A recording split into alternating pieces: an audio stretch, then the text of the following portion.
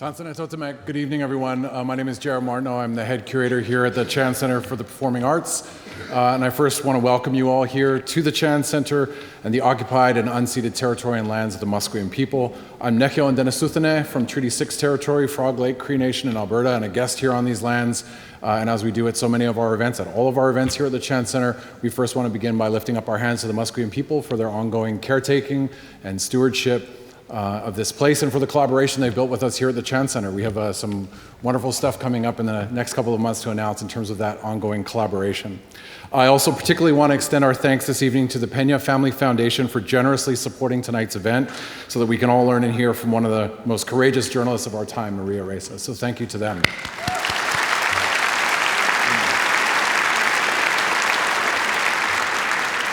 I'll note also, as you may have seen, there was a QR code that was up on one of the screens. There it is, right behind me. You can go on the QR code to the Slido link and ask questions throughout the evening. And as the moderated conversation continues tonight, you'll be able to have some of your questions be part of the conversation. Before we get started, I also want to highlight another speaker that's coming to the Chan Center. On April 22nd, we're celebrating Earth Day with ecologist and best-selling author Suzanne Simard. You might know her.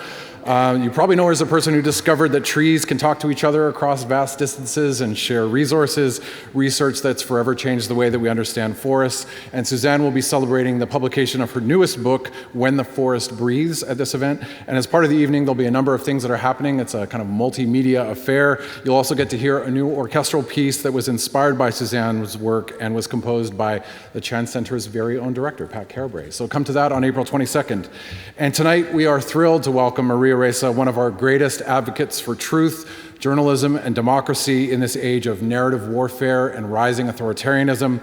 Maria is the co-founder and CEO of Rappler, the leading news site in the Philippines, where she endured relentless political harassment under the Dictator government for her critical reporting. She faced 11 arrest warrants in just over a year, charges that would have amounted to more than 100 years in prison, and some of which she's still fighting today. In 2021, she was awarded the Nobel Peace Prize for her valiant efforts to safeguard freedom of expression. She was named Time's Woman of the Century and its Person of the Year. And in 2022, she published her acclaimed memoir, How to Stand Up to a Dictator. You may have seen copies out in the lobby. Maria will be signing those after the talk this evening. Maria will also be joined in conversation tonight by one of Canada's esteemed and great journalists, CBC News chief correspondent and host of The National, Adrienne Arsenault. So that's great. Adrienne will be out in just a moment, but tonight I want to say thank you all so much for being here. I hope you enjoy yourself this evening, and please join me in welcoming Maria Ressa.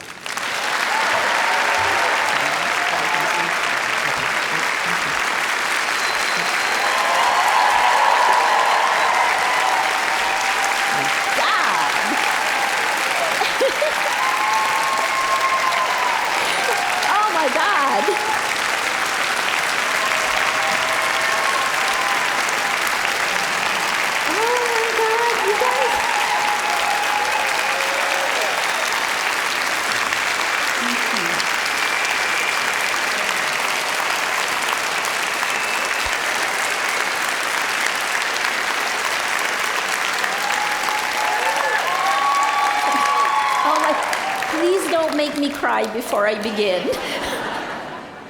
And to stay on time, I'm setting the clock. Thank you for taking the time, which is what everyone wants, right? And for coming tonight. I will quickly go through, I want to see it, so I'm going to put it down.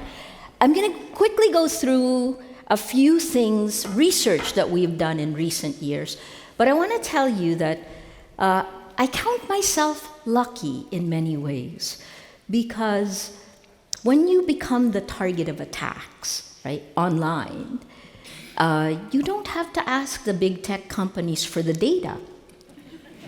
It comes to you, right? So this is data-driven. It is how we figured out what was happening in our environment in the Philippines.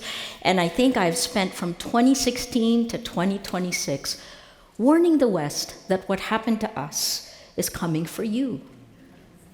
You already know what's happening down south.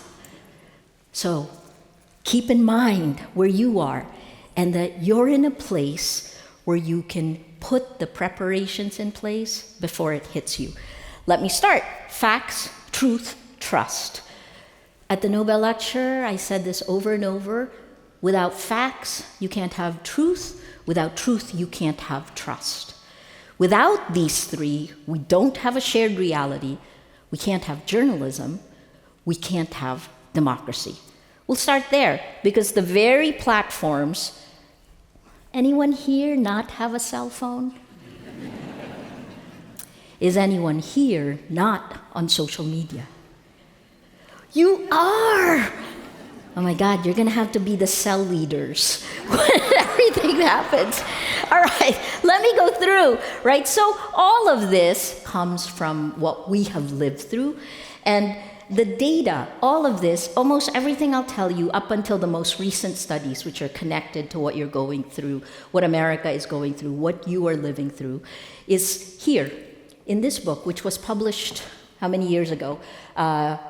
November 2022, the same week as ChatGPT was released. I know that because when we went to San Francisco, someone came to me in the book signing to give me, this is what ChatGPT says about your book. But this is the question I asked Filipinos, and this is the question I think anyone in today's day and age needs to answer. What will you sacrifice for the truth, right? And this book, strangely enough, has been translated to, I'm gonna say almost 25, more than 25 languages. Each culture is slightly different. The French, hello French-speaking people, much more aggressive, right? It's not how to stand up to a dictator, it's resist the dictators. The Japanese don't even have dictators in the title. The Koreans, South Korea had its coup and had its democracy just replenished, right? Mandarin, of course, most likely this was for Taiwan. And then this one I want to tell you is so huge to me because I was in Tbilisi when this was launched.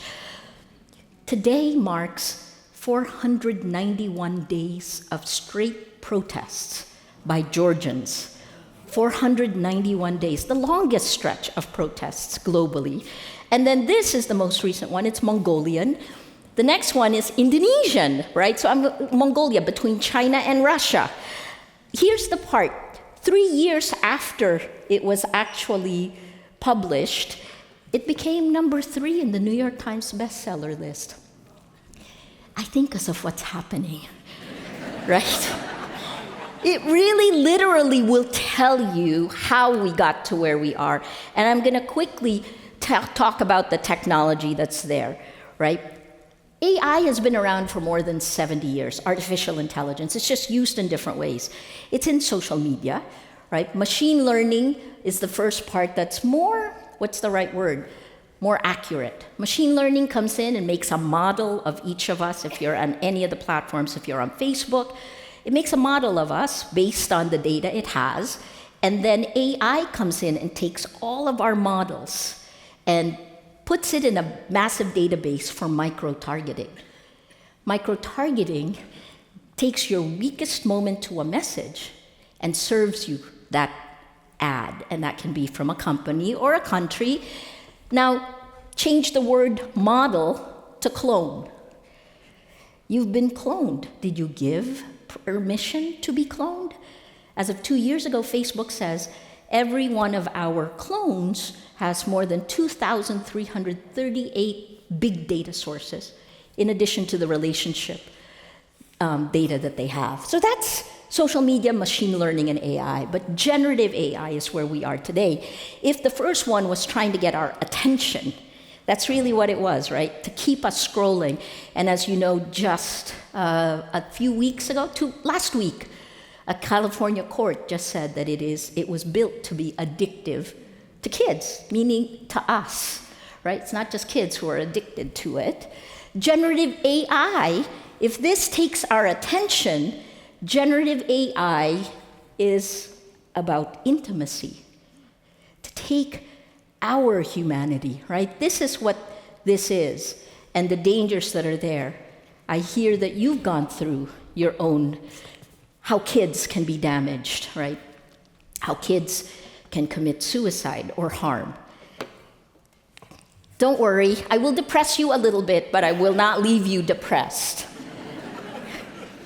This is what the tech has enabled, and you can read about them, right? But surveillance and digital colonialism. That's what we're dealing with, surveillance capitalism. We didn't even have a name for it until 2019, when Shoshana Zuboff, the Harvard professor, coined it, biased and oppressive AI systems. Because if you are a woman, LGBTQ+, if you are marginalized in any way in the physical world, you're further marginalized online.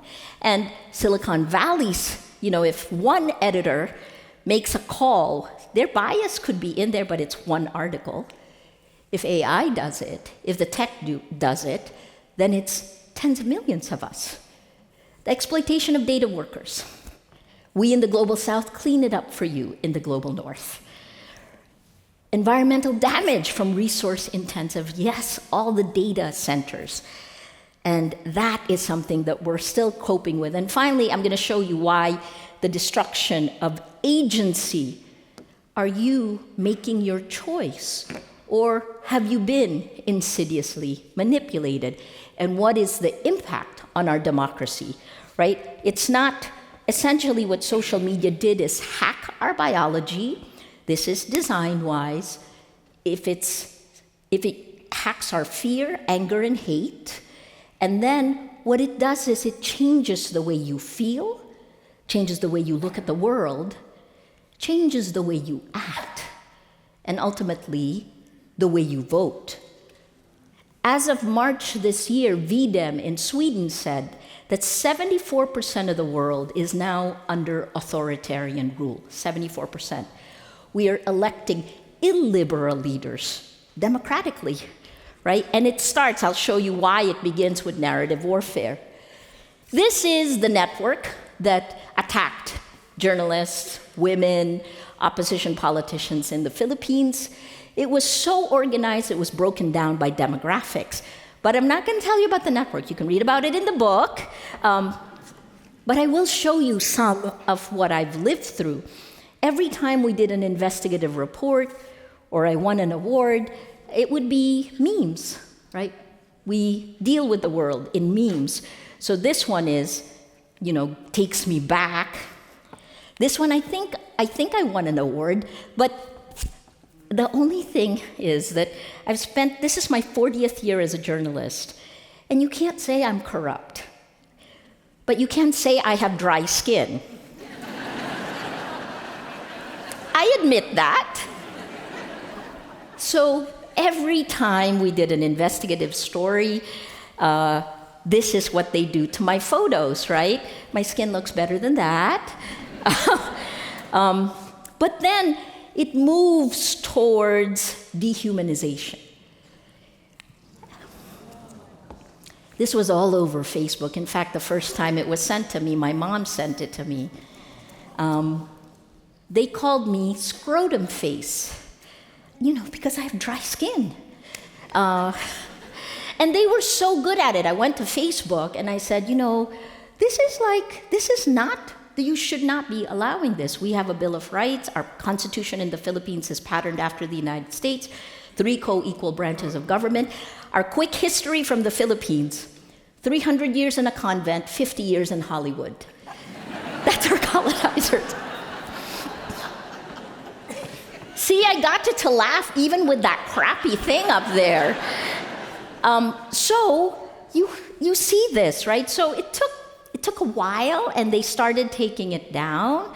But then there were more creative ways of doing this. So PBS did a documentary. Again, look, my skin is better than this. But look, this is Vogue PH, is a Facebook page. And look how creative they are. I was in my 50s when I was attacked like this. What happens to young girls?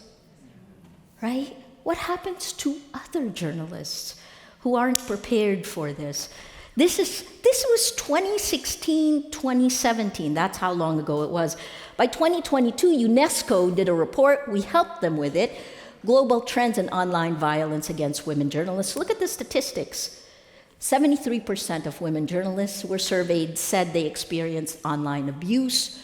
Of that, 25% received threats of physical violence, and of that number, 20% said they had been attacked or abused offline in connection with that violence, right? That number, we redid this survey last year, and we released the report in Brussels in December. The 20% is now 41%, right? It's only gotten worse. Now you add generative AI, right? If you see me selling crypto, it's not me.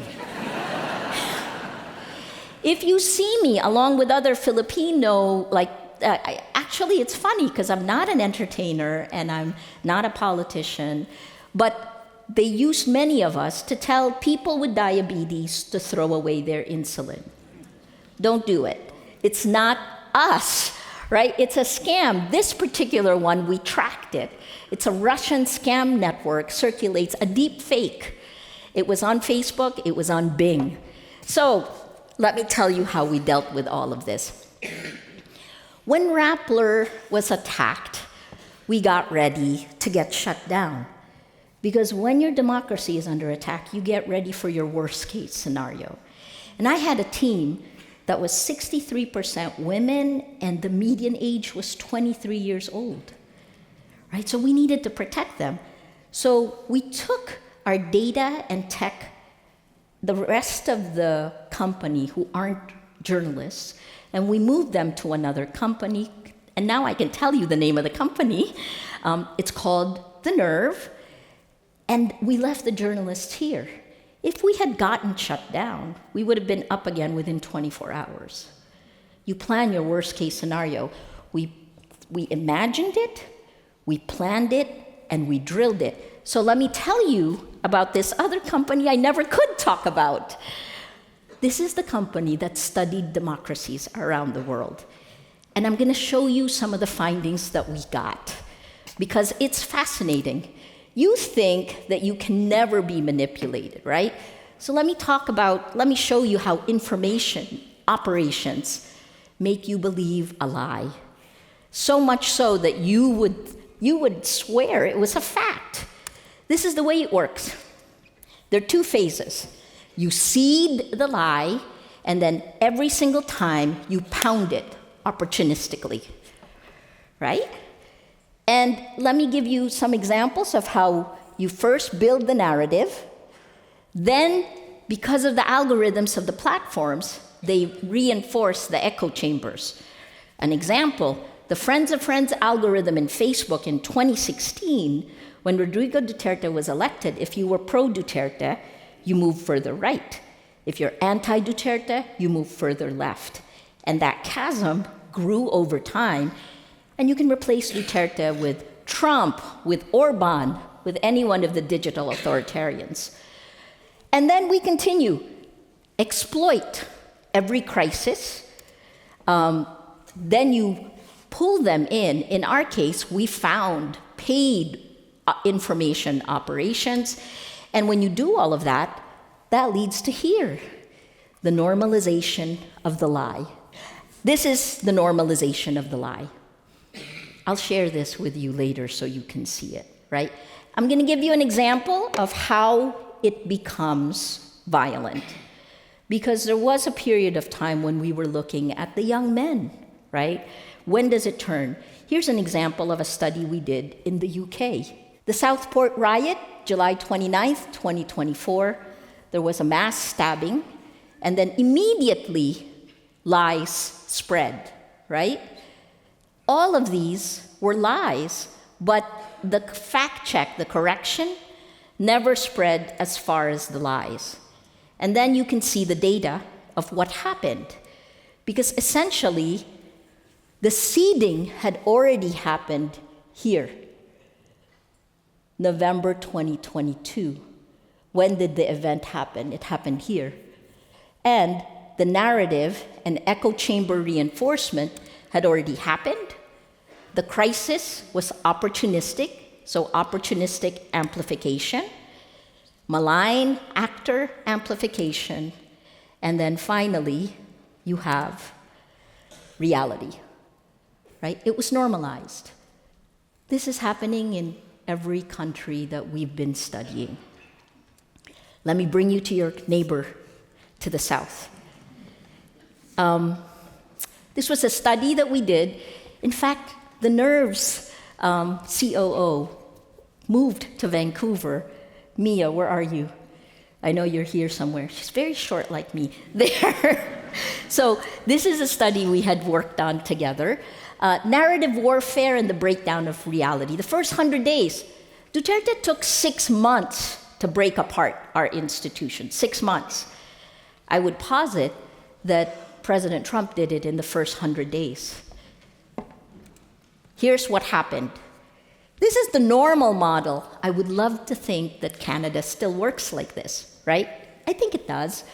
You have the president, there are institutional gatekeepers, the media, Congress, courts. You have a shared public sphere where we have debates, and that's how you gain legitimacy. We coined something we called the deconstruction model. This is what happened with the first 100 days of President Trump, because he issued 143 executive orders in 100 days. And what that did was, it moved the institutional gatekeepers out and brings it directly to the digital battlefield controlled by platforms and influencers, mobilizing the base based on allegiance, control, and revenge. And this is how legitimacy happens. Let me show you how that happened. Again, do not worry, I will not leave you depressed. 143 EOs, this is happening in every country, right? I worry about our democracies. Again, only 7% of the world today lives under liberal democracies. Please count yourself lucky, right? Dismantle democratic checks and balances. That is now the goal when you break down a shared reality. There's a self-perpetuating feedback loop that happens. Each EO is a content trigger. Imagine the content trigger, right? And that's amplified by a decentralized network of influencers, reinforced by the platform design, and then you begin the loop all over again. It's self-perpetuating. It's different from when Duterte, in 2016, when he rolled out his troll armies, it took him months to build that, right? It took his supporters months to build that. This is now much easier. So this isn't an accident. These are the three things that you're now living with: a deliberate political strategy, a technological architecture. These platforms are built to reward emotional intensity over substance. It's interconnected, you're connected, we're all connected, and here's the part, it's an economic model, right? There's a creator economy, there's a reward for it. Our incentive structures are upside down. So let me quickly show you this, an example. It's been a while for this, 2017, but at the beginning of January last year, a meme went viral. And it was essentially a meme that then became, last year, by December last year, it became the national security strategy. And by January this year, it became Venezuela. It went from mimetic warfare to kinetic reality, right? My own example, in 2017, they used the hashtag, they trended it, became #1, hashtag arrest Maria Ressa. I say it with a smile, I can't. It was really, like at that point I thought, oh, ludicrous, never happened, I don't do anything, I'm a journalist. And then when I was arrested 2 years later, that was like fertilizer setting the ground, right? People follow it. This is what you have to worry about. This is where it all leads. This is the end game from Duterte to Trump. You name the country. It starts with narrative warfare and the breakdown of reality. The minute you cannot tell fact from fiction, you can't organize civil society. You don't know whether climate change is a hoax, as President Trump says, right? How can we then redefine civic engagement? That dismantles the institutions of checks and balances. In the Philippines, again, I point out, Duterte did it within 6 months. The dismantling the Republican Party was within the 100 days here. The checks and balances, although Pam Bondi lost her job today, I hear.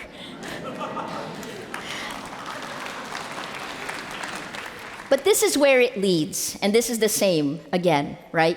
These leaders whom we elect don't stay in their own countries. They create alliances. Part of the reason there's a geopolitical power shift right now. And Canada in Davos. Was it Davos? Yes! Yay, Prime Minister Carney! Well, you know that means you have a lot of work to do, right? So essentially, strategic corruption and kleptocracy is the goal. Because once you dismantle the checks and balances, then you go steal as much as you can. Impunity is what we're living with. We're living through, in the Nobel lecture I said, we're standing on the rubble of the world that was. If we admit that, then we can begin to rebuild, which is, I think, what the prime ministers did in Davos. Let me go with the last few slides so you can hear from Adrienne, and she'll grill me. This is courage. I think Canadians have that courage. In 2022, when the EU was debating the Digital Services Act and the Digital Markets Act, the big tech companies were the top lobbyists in the EU and in the United States at that point. I think they spent maybe 130 to 150 million euros in Europe. But we came up, 300 Nobel laureates, civil society groups, we all gathered together and came up with a 10-point action plan. I'll share it on Blue Sky, not X. 3 buckets. 1, stop surveillance for profit. I didn't tell you you could clone me. Give me back my privacy, right? Stop surveillance for profit. 2, stop coded bias, right? Do not take the marginalization and code it, make it machine generated. Again, if you're a woman, LGBTQ+, ethnic minority, you're further marginalized online. And then the third one, journalism as an antidote to tyranny. I really worry that this year is the tipping point, and you're seeing what's happening to the consolidation of media in America. That happened in the Philippines, it happened in Indonesia. To see it happen in America is, worrisome at best. Let's talk about how, I'm going to try to shore you up now. How do you rebuild trust? Because it's possible, right? There's 3 pillars that we have. Technology. You notice I put technology first because have you ever heard of a democratic nation building a public interest tech stack? You should, right? Because when Facebook pulled out of Canada, I wondered why Canada didn't build its own. Why do we trust private companies in Silicon Valley and in China to actually take care of the public information ecosystem? So the first, technology, journalism to build community. The journalism, I'm sure Adrienne and I will talk about. The community, you're here, so I gotcha. But how do we do this in the virtual world, right? There's only one person that lives in the physical and the virtual world. Why do we have different laws? Or in the virtual world, why do we have no laws, right? Think about that. The impunity that Putin has is very similar to Mark Zuckerberg. In fact, How to Stand Up to a Dictator compares the 2 dictators. I'm going to end with this because it's easier with slides. This is the tech part. And I'd love you to think about this because this is now a reality. Here's the problem that we have. The dictators are not just our real state dictators, but they're the owners of these companies. We never elected Mark Zuckerberg, and yet he controls 3.2 billion around the world, right? X, did you elect Elon Musk? No. Thank you. And then, of course, TikTok, right? So what we did, because we were on the front lines, I realized that if we don't build alternative technology, that we will be playing whack-a-mole. Leaders can't communicate, and each of us will be alienated from each other. Essentially, what we saw happening online is the radicalization of people, right? So this is what we built, the alternative. We rolled it out December of 2023, the Matrix Protocol. Germany and France, by the way, have all their government websites on the Matrix Protocol. It's a different protocol. Let me quickly show you this, because I'm out of time. Who uses it? Oh yeah, governments, militaries, intelligence agencies. They protect themselves. What about us people? Why are we not protected, right? 150 million addressable users, and here are the ones already on it. Canada, are you on here? You're not.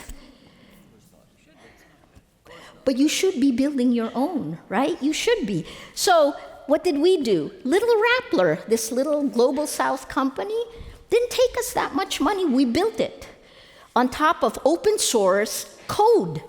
And now in Europe, in the EU, they're talking about digital sovereignty. Because you know the ICC guys who had issued an arrest warrant against Netanyahu, they lost their credit card, they lost their bank accounts, they lost anything that was connected to tech was taken away from them when the US government decided to sanction them, right? So digital sovereignty becomes important. Let me tell you what happens here. Let's say this is Rappler. Let's say this is CBC. I dream big. Mary follows Rappler. Tom follows CBC. Mary and Tom can talk to each other without Rappler and CBC ever exchanging their data. It's a federated global landscape, right? And you can do lots of other things, but the reason I'm sharing this with you is we rolled it out in December 2023. We've rolled in.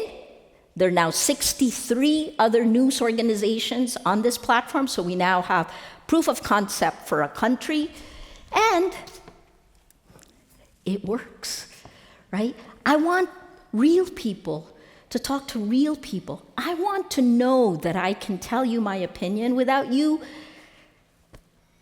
what's the right word? I was going to say like wartime things, but I wouldn't say that. I want to be able to have freedom of speech without being attacked. I want to not be bullied, right? You want that, not just for you, yourself, your family, the next generation. I'm going to leave it at this. We have it, and I'm going to do my best to actually try to give a space. There are many alternatives to the tech we live in right now, and there are many ways that people all around the world are reclaiming their rights. You in Canada, you're lucky still. At the United Nations last year, I said, we are living through an information Armageddon. The battle is for facts, right? Information integrity. If we win this battle, we win it all. Climate change is connected to that. If we lose that battle, then we lose it all, right? I'll leave you with one last thing. This is what's at stake for us. When infotech meets biotech, we may not know whether we've lost our agency. This is how powerful the data and the technology is. This is the time to put guardrails in place and to hold these companies accountable to the people they serve. Thank you.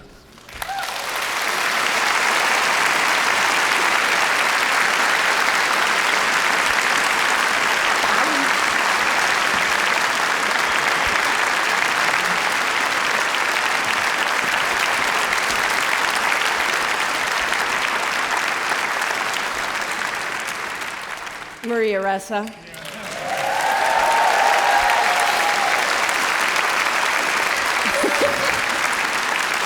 I was 1 minute over, sorry.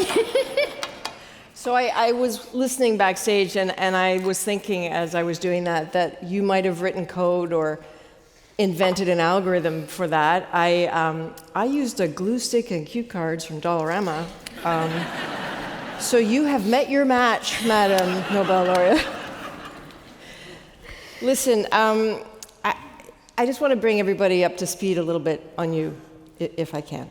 A few years ago, as you heard Maria say, she was so hunted by the Duterte government in the Philippines for exposing these extrajudicial killings, holding the government to account, the job of a journalist, that you were pursued with all these criminal and civil charges. We did an interview in 2022. I think it is not exaggerating to say you were on the cusp of staring at 100 years in prison, and I was saying, how do I get a file into a bag?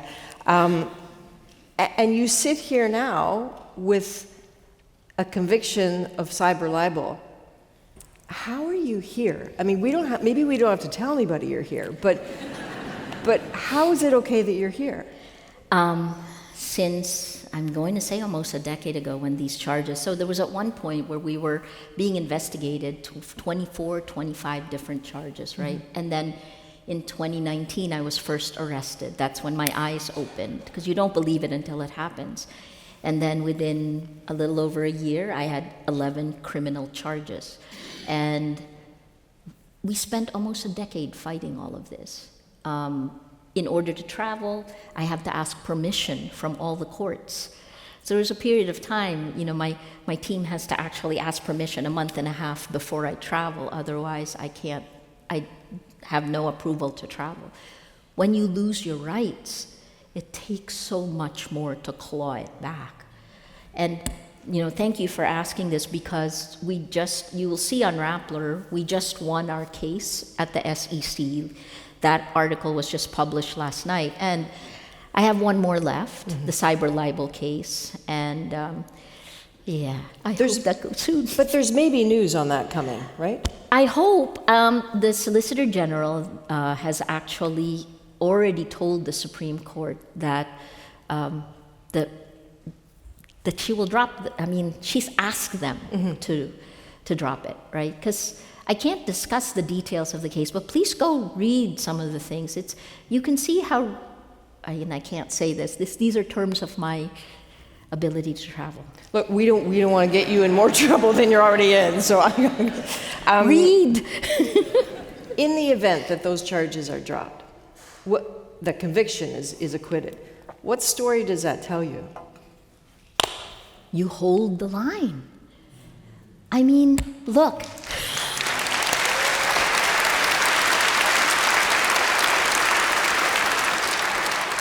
In 2016, our lawyers, I didn't even have a chief legal counsel.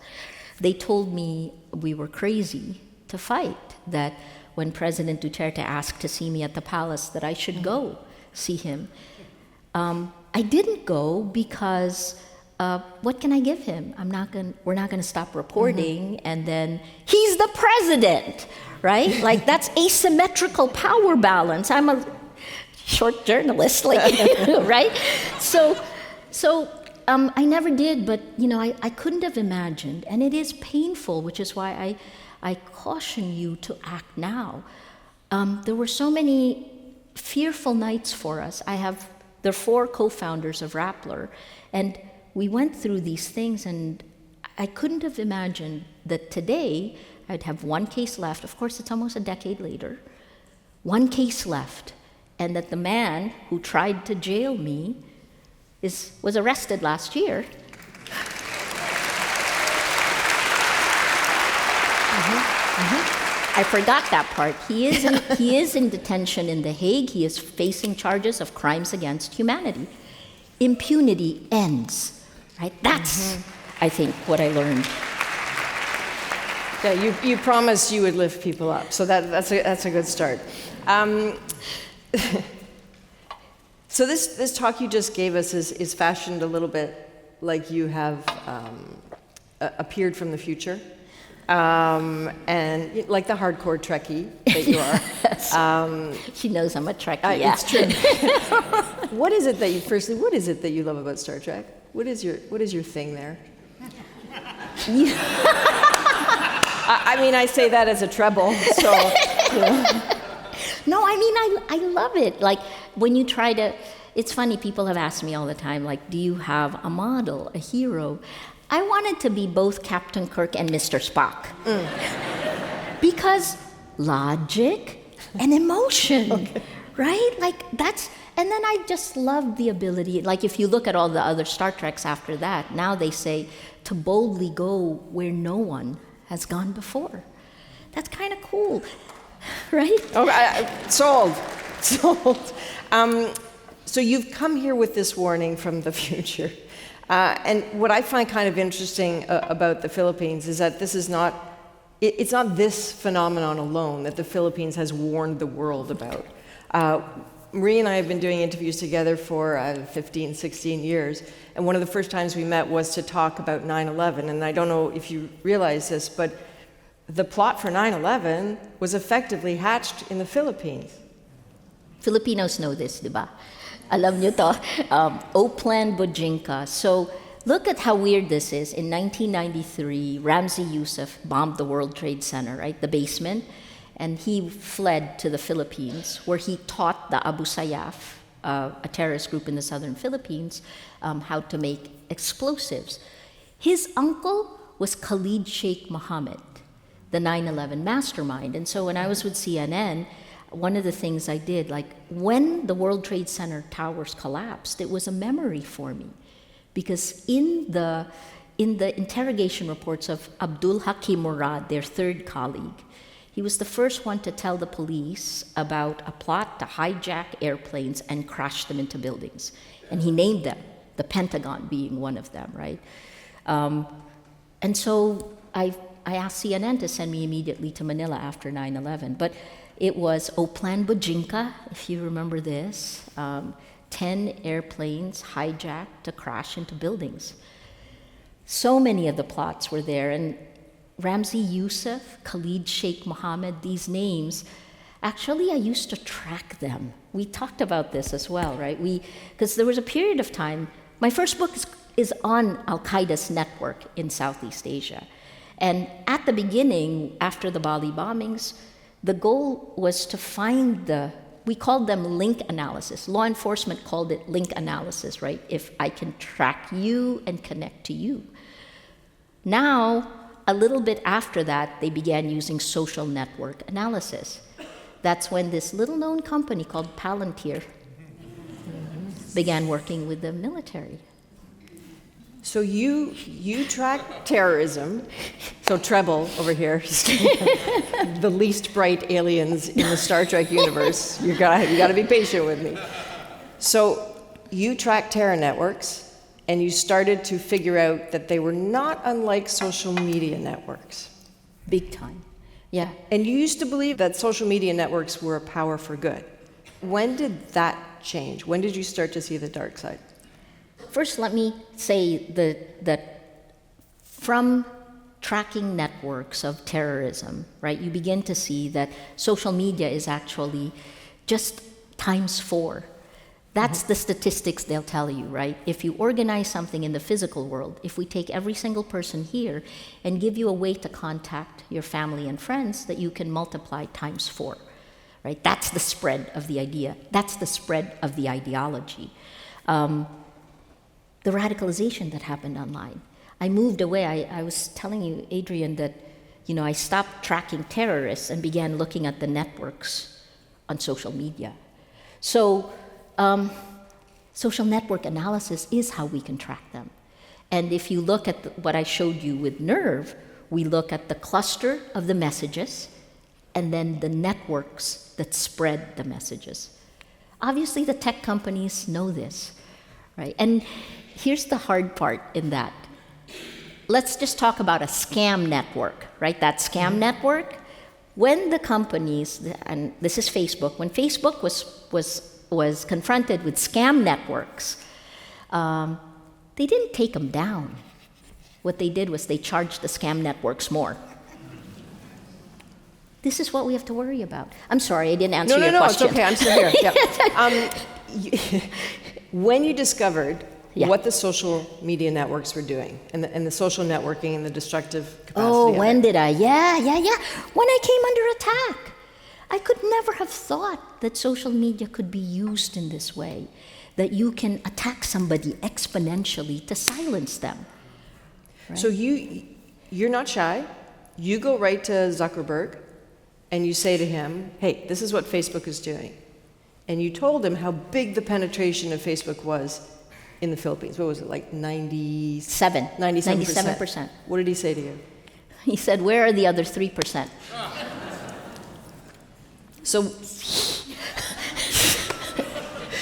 So what did he do with that information? I mean, not much. And then, what happened? So the problem is the design. This is why that California decision is important.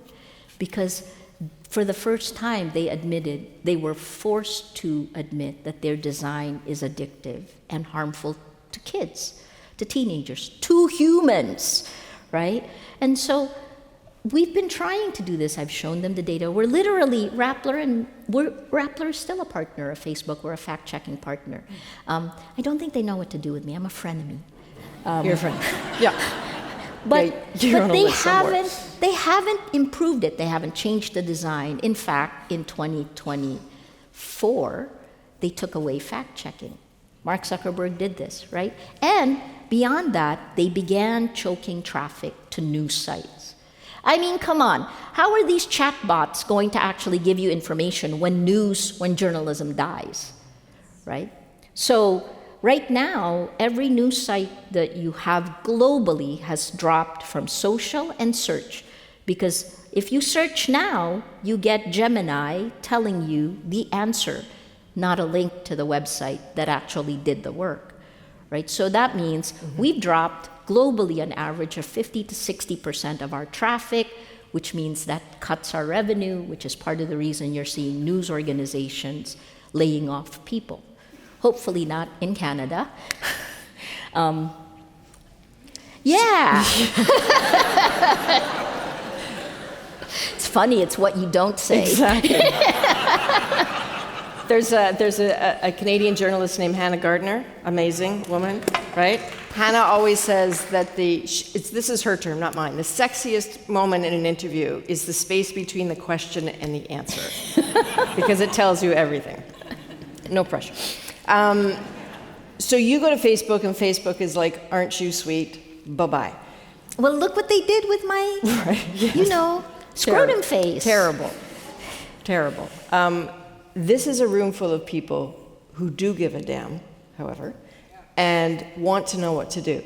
So if we can go back, because I almost lost consciousness partway through that, because I do not have the Nobel laureate's brain, so I need treble. I need some help here. When you talk about Donald Trump and the first 100 days and all those executive orders, and you said that those orders were a call to action for all the creators online, and that the gatekeepers disappeared. What are we talking about? What institutions were denigrated and shoved aside? Media, because we're the first attacked, right? That's enemy of the people. Enemy of the people. And I've heard this from my friends in America, like, we don't trust journalists anymore, right? And part of it is because journalism was commodified on social media, the same way people were commodified, right? And in order to get the widest reach, you had to actually make it viral in whatever way, right? Like, so you're playing under their rules. So journalists, legislators, Congress, the courts, right?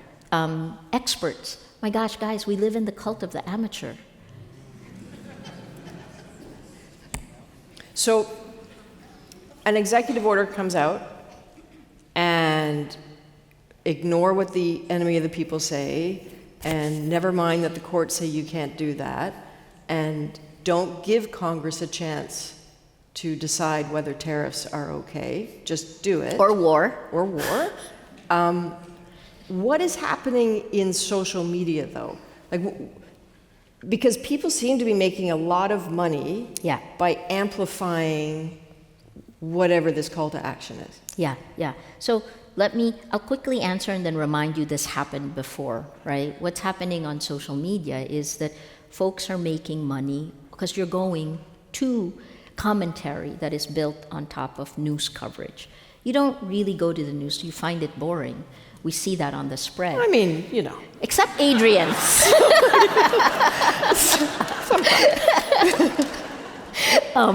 But this is why you also. So what happens is that there are people who take advantage of the way it's designed. So remember, go back to Facebook and the Trump 1.0. The kids in Macedonia, do you remember this? Because this was a Canadian who actually did that story, where they found teenagers in Macedonia doing a bunch of Trump Facebook pages because they found they could make the most money. They don't actually care about Trump, or they don't support him, but they make the most money by having Trump Facebook pages, right? The same exact thing is happening now in the age of generative AI. All of this, when we get splintered, when you can't tell fact from fiction, you can't act. When our institutions are no longer able to check and balance, which is actually what that means, the deconstruction model. We made that word up, and we had to defend it. So that deconstruction model means that now we're going to play off. On TikTok, for example, what we found, there are no policy exchanges on TikTok. It's celebritification. We debated whether to use that word, right? So it's not about the policy Donald Trump has. It's about his hair. It's about his son's clothes, right? It's about the surface, and that discussion takes the place of real policy discussions. If you haven't gone on TikTok, TikTok is different from Facebook, X, and YouTube. X is the one that polarizes, right? Because you can see post Elon Musk takeover, it's really become far more. I used to call social media toxic sludge. It's like far more toxic than it's been. Facebook is really where the filter bubbles go apart, the polarization of society. YouTube is where mythification of Donald Trump begins, right? The Christian nationalism, which is neither Christian nor nationalist, right? So these are the things that you're fighting with. You have to look back at words. You have to look back at meaning. And I worry about our next generation, because how do you find meaning in this landscape? So as you've been talking, we have more questions than I am capable of reading, which is fantastic. This level of engagement is exactly what we need. A couple people have asked about Venezuela, though. To go back to talk about how Venezuela went from meme to Maduro in his bed being snatched in the middle of the night. Yeah. I mean, literally, it was a combination. We took apart both what the Trump administration did. I don't know if you remember. They even they put several things. They made a drug cartel a terrorist. Do you remember this? Right? Tren de Aguas became a terrorist. So the memes went out, and then there were moves in the physical world. The memes spread and went viral, and they kept pounding it, that opportunistic amplification where people believe it. But here's the part that I didn't realize until I spoke to Venezuelans and people from Colombia. I had the former vice president of Colombia. He said this in a public forum, so I can share this with you. Tell me that he would build a statue for Trump because he took out Maduro. Right? So part of this is the dangerous part is that Maduro did force an exodus out of Venezuela, right? But it goes back to this thing of, do two wrongs make a right? Right? Is that the right way? The world did turn away from Venezuela. Right? In fact, the nice thing it's not the only nice thing about Canada. Don't worry, I'm not a chatbot, so I won't always be telling you good things about you. But literally, you guys with Saudi Arabia, Canada has taken unpopular positions based on principles. Right.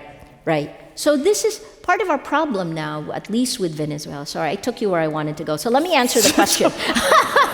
Let me answer the question, which is that it took a little less than a year before the meme became Venezuela, Maduro taken out. An invasion, right? If you call it that, because they went in, they went out. I think President Trump thought Iran would be that easy. So it's funny because Maria and I had a conversation before this, and I was so curious about what you thought about what was happening with Iran. Last night there was a speech, and there was the question, is this going to be the end of the war, the expansion of the war? No idea. I still don't know. But you said something interesting. You said, I can't really talk about it yet because I don't have the data. Yeah. So everything we're talking about, you have the receipts for it in terms of the development from meme to policy. We are watching this as the neighbors. We have a great colleague at CBC named Paul Hunter. He's a fantastic reporter. Paul's been covering the U.S. for decades. Every time he goes down to cover a U.S. election, someone says to him, what are you doing here? It's not your election. Why do you care?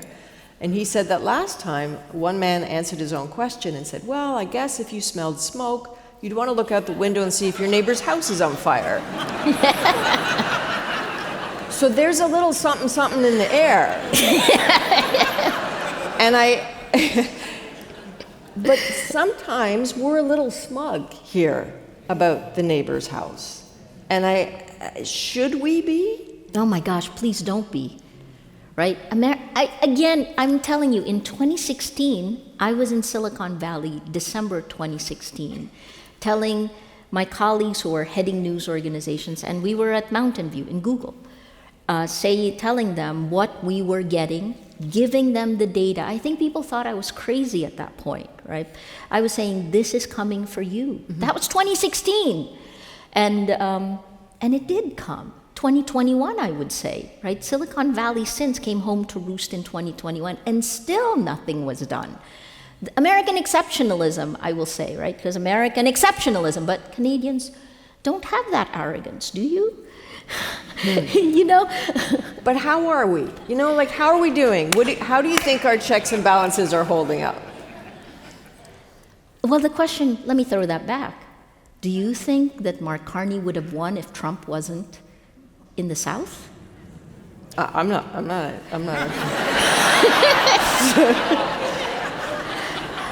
I'm just saying, while you have a democratic, a leader in a government that wants this process to be inclusive and lives by these values, is trying to put the values in place, begin thinking about how to protect this.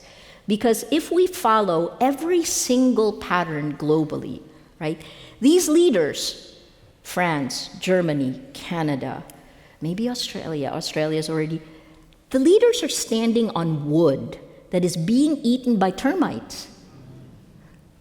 Until you fix the public information ecosystem, until you give us our agency back, right? So I worry a lot. I told you I wasn't going to depress you. Again, look at the Philippines. We've elected another Marcos, yes. But we went from hell to purgatory.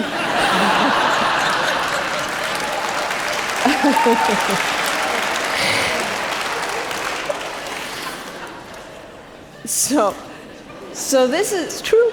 This is where we get into it, though, because I don't think there's anyone here tonight who doesn't have the fundamental question of, what do we do?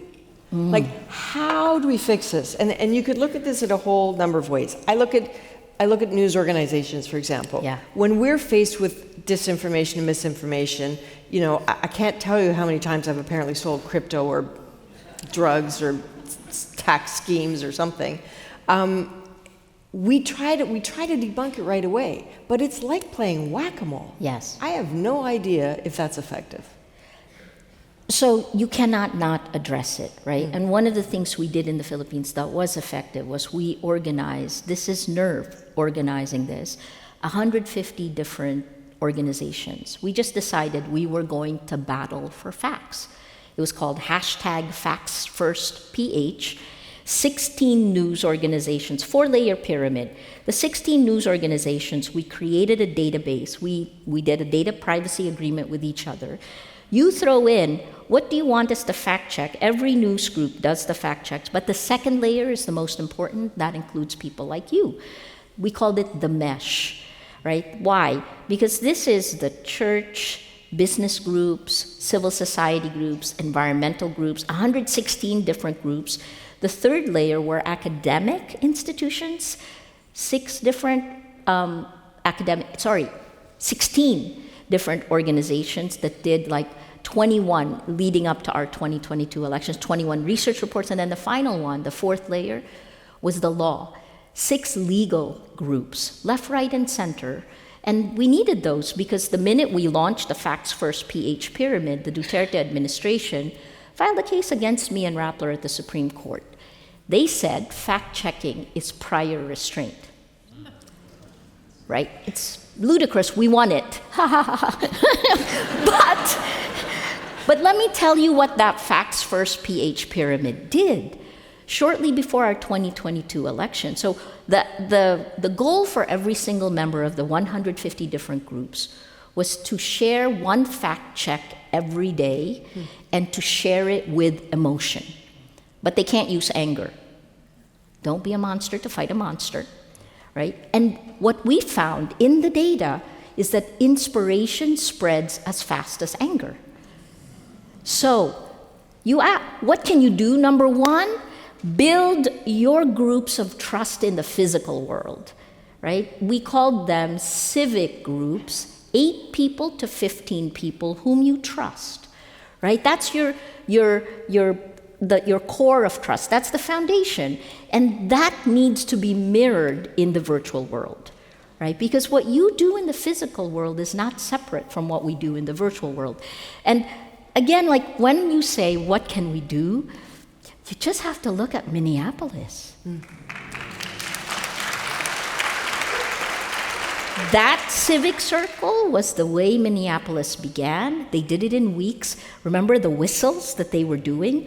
The whistles traveled from LA to Chicago to Minneapolis, and the whistles did 2 things. Every time you heard the whistle, if you were vulnerable, you locked your door. And if you're not vulnerable, you take your phone and go out and videotape. That's kind of cool, right? It is up to us. This is that moment. So Canada, you're the middle country. Your prime minister already committed to doing things. That's you, right? So while you're talking about the prime minister, gets us into the world of regulation. Okay. Right? So what kind of regulation, and I know it's been made to sound like a bad word, yeah. right? It's a thing. Not for me. No, yeah. But it's a thing that the tech bros rage against, yeah. right? So it's regulation. But what can they do? How do they regulate it? Because it doesn't sound like there's any incentive for the tech companies to say, you know what, Maria, you're right. We're going to change the algorithm and the economic model so we don't amplify division and anger. They're not going to do it. Because there's no incentive, right? But if they were held accountable for the harms, that's what we're starting to see in strategic You mean litigation. make it a public health case? It is a public health case, right? And that was part of it. So look, President Biden in his last speech, talked about the tech oligarchs. Why was that not his first speech? And his Surgeon General wrote that report, many, many years delayed, on the impact on teenagers, right? That there are greater incidents of sleeplessness, of suicide, of eating disorders among young girls, right? These are all effects of social media. We'd certainly have enough studies. Please text me if I'm on Blue Sky too, but I can share those with you. The dangers are clear, the harms are clear, but why are they not accountable for the harms? But some easy things that could have been done immediately before this Trump administration, because again, I'll point out that there is an unholy alliance now, a fusion between state power and tech power, right? Last year, The front row in the inauguration were not the cabinet secretaries or the Supreme Court. They were tech bros. They were the tech CEOs. And I would actually posit that the impunity that we see, who gave them permission to scrape all of the news websites? Okay, the news websites. Okay. This country tried something, right? This country Yes. said, hey, Facebook, you stole all our news stories and you just take it and then you make money off it. Please pay. And Facebook said, you know what? We don't need news on Facebook or Instagram. Yeah. So those platforms, you're not going to find the Globe or CBC or CTV. They're gone from the platforms. Was that a good idea? I think it was a game of chicken, right? And then they did, as they did in Australia, the platforms knew they had the upper hand. You can't get Rappler on Facebook in Canada, right? We saw that because we actually have a large Filipino-Canadian community. They disappeared on Facebook, you know? And so I think that Canada missed an opportunity. The CBC missed an opportunity, which is, what happened when you left Facebook? Why did you not have another virtual space to actually meet in, right? Because you want to be in a place that's safe, that isn't manipulating you, that isn't allowing other countries to manipulate you for profit. This can be done, but it should be, this should have been done by governments, to be honest, right? America abdicated responsibility as well as the EU. Those are the two. It's the tech companies when they became gatekeepers, but also the democratic nations. You build libraries, you build parks. The virtual world, everything is mirrored in the virtual world. But how do you secure that trust? Because there are going to be people, if they're even watching this, who are like, well, I'm not going to trust a government to build a social media discussion platform. Oh, you trust them with your health data, don't you? I mean, look, that's the pact with the government. There is a social contract, and governments have been responsible for public health and public safety. Look, even we go back to like the Model T when it first rolled out, when cars rolled out, right? They found the bumper was harmful. They took that bumper out. They found we needed seat belts. They put seat belts in. These came after the fact. But Joe Camel can't have that cartoon anymore for cigarettes. There was that tobacco, right? You know, there was this in the 40s, Mr. Sig, this sort of mascot that would hand out cigarettes in hospitals to patients. I don't think we can do that anymore. Right. But this is the same with this, right? We're using a blunt mallet when you say 16 years old and below. This is what Australia did and other countries are following, right? But what about us? I'm more than 16 years old. I want to be safe as well, right? It isn't, that's what I mean, that lead in paint that is on toys. That was taken out, right? I mean, look, we haven't even talked about the craziness of AI being put in dolls. You're laughing. Yes. We're studying this now, right? But what happens when it's rolled out, and yeah. So we have a question here, because I really, hats off to you. I genuinely cannot count them, and I don't know where my glasses are, so I really can't even read them anymore. But I do remember one from I can make that bigger, from Corinne, who says, you know, what do people do? Going back to, again, what do we do? Yeah. And I respect that hunger to know what to do. The question is about, is there a point to protest? You know, if you look at the No Kings protests that have been happening that's interesting. all across North America. Yeah. Is that not just an echo chamber talking to itself? Or is there a point to that's different? Yes. Here's the point. If social media isolates you, coming together brings you together. It reminds you you're not alone, right? So if you look at every single one of the No Kings protests, they've gotten bigger and bigger and bigger. Erica Chenoweth, who's a Harvard scholar, came out with a study that said, she studied all of the movements around the world for democracy and found out that every time a nation hits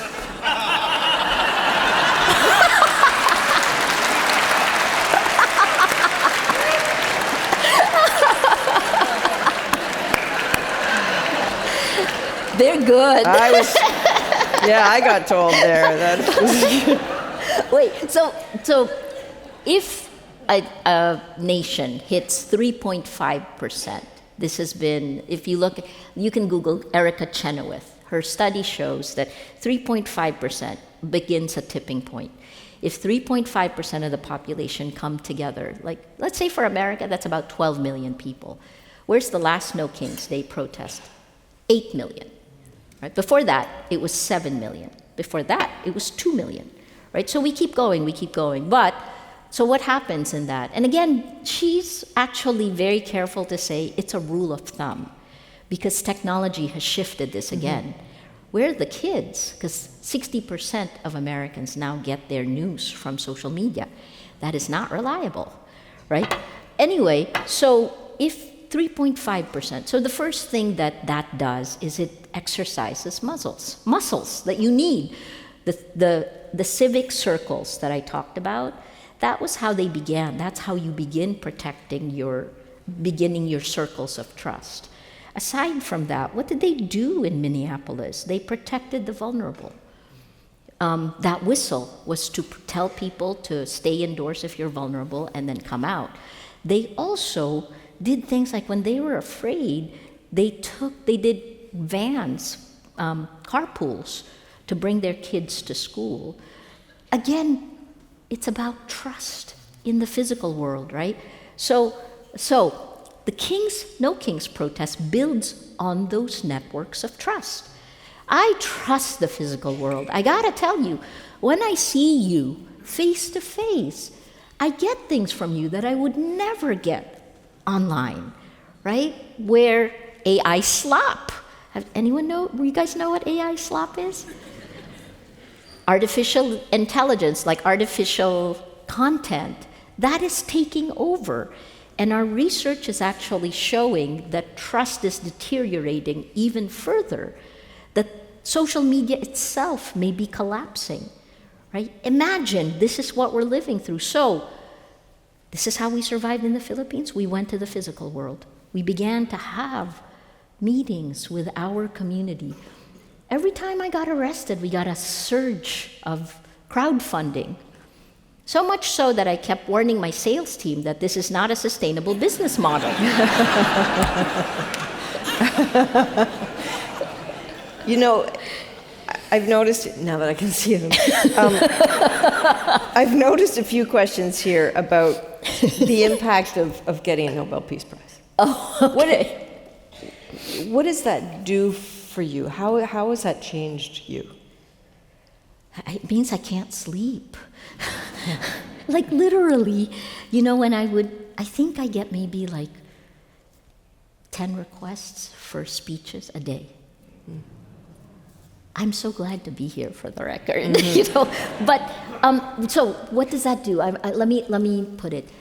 When it happened, we were so busy fighting for survival. We didn't know whether we would survive, and it was still in pandemic time, right?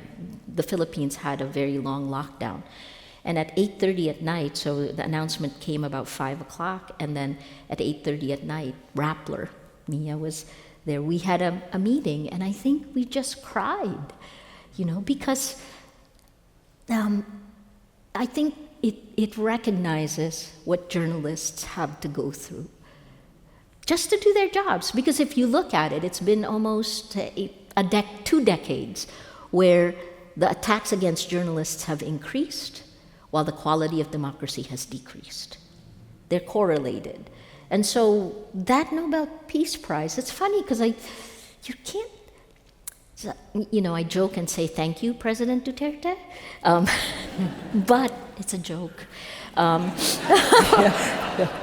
But I think that it is for all journalists all around the world. And I've actually thought about that a lot, because I told you I started by saying I'm lucky. Mm-hmm. I'm lucky compared to others. I'm still free.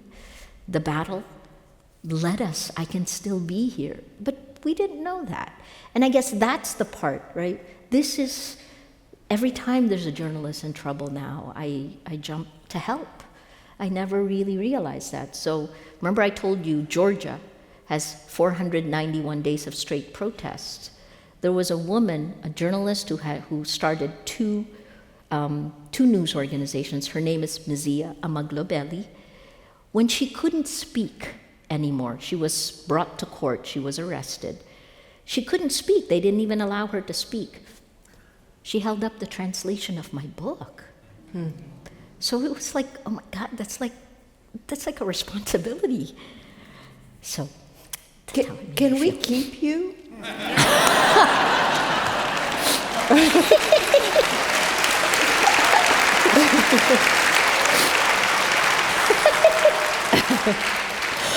I mean, it's not how it works, but I'm fairly sure you get enough signatures in here to start something.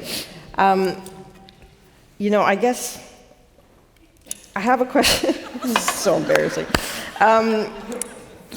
The questions about the Philippines. Okay. There are so many of them.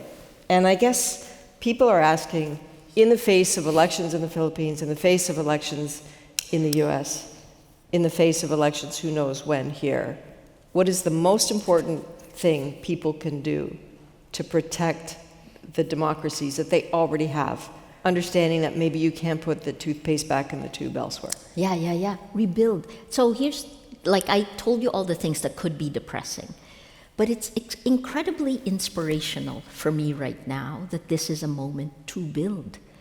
That your creativity, our creativity, we literally have to rebuild this world, right? So 2028 is a critical year for the Philippines and the United States, right? Sara Duterte, the daughter of President Rodrigo Duterte, has already said she is going to run for office.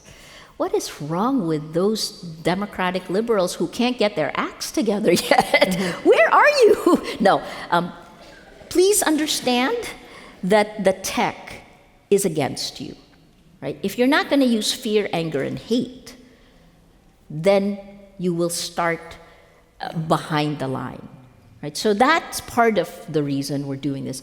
Organize now. Organize while it's calm. And I don't even mean, just for elections. Organize because we're coming, we've talked about democracy and governance, and we haven't talked about climate change. Right? There will be so many, you guys are also lucky in that sense. Mm-hmm. But there's so many things we have to do. Last, another depressing thing, I seem to look at them. I helped announce the doomsday clock this year. And they gave me all these other new problems I hadn't even thought about. Have you ever heard about mirror reality?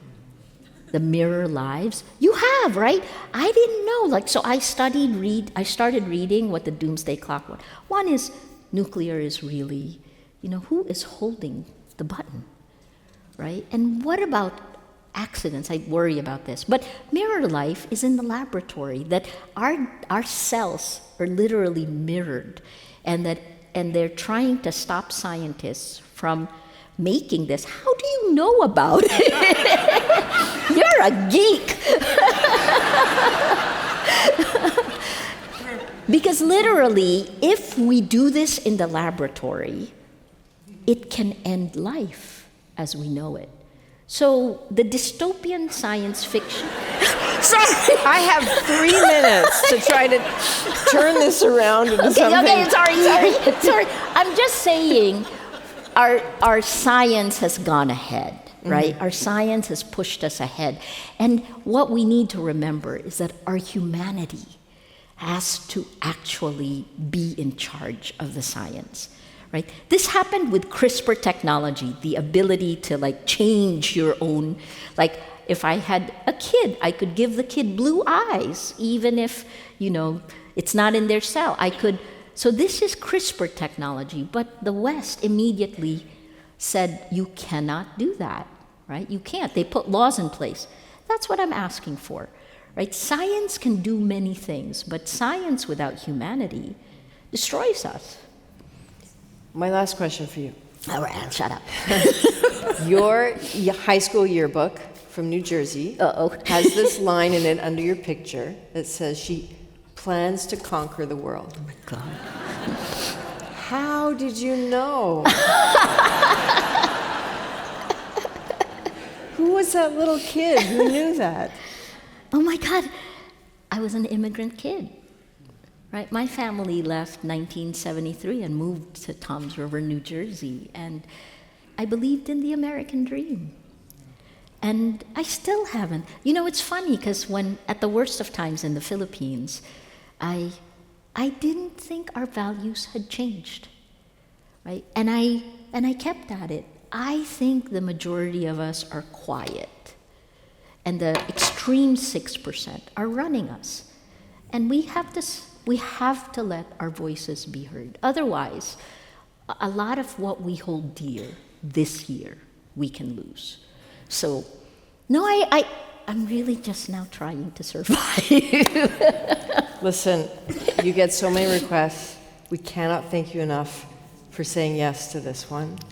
And if you would like to stay, you can hang out for a while. Maria Ressa, everybody.